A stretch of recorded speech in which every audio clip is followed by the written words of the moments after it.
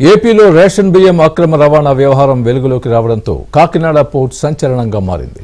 అక్రమంగా రేషన్ బియ్యం తరలిస్తున్నారని deputy CM Pawan Kalyan ఆగ్రహం వ్యక్తం చేస్తూ ఆ షిప్ను సీజ్ చేయించారు. తాజాగా కాకినాడ పోర్ట్ అధికారులు మ్యారిటోరియం బోర్డు సీఈఓపై మంత్రివర్గ ఉపసంఘం సీరియస్ అయింది. రేషన్ బియ్యం అక్రమ రవాణాను అరికట్టకపోగా ప్రోత్సహించారంటూ ఆగ్రహం వ్యక్తం చేసింది.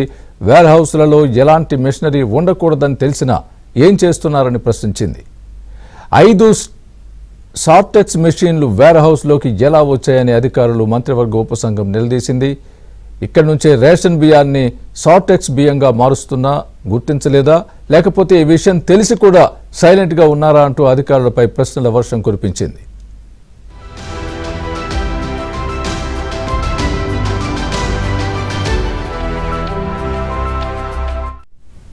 గోదాముల్లోకి మెషిన్లు ఎప్పుడొచ్చాయి, ఎవరి ఆధ్వర్యంలో నడుస్తున్నాయో చెప్పాలని అధికారుల్ని మంత్రులు ప్రశ్నించారు. అయితే అధికారులు మాత్రం సమాధానం చెప్పలేక సైలెంట్గా ఉన్నట్టు తెలుస్తోంది. ఈ వ్యవహారంపై మంత్రివర్గ ఉపసంఘం విచారణకు ఆదేశించింది. వేర్ హౌస్లు ఎవరి పేరుతో ఉంటే వారిపై ముందు చర్యలు తీసుకోవాలని ఆదేశాలు జారీ చేసింది.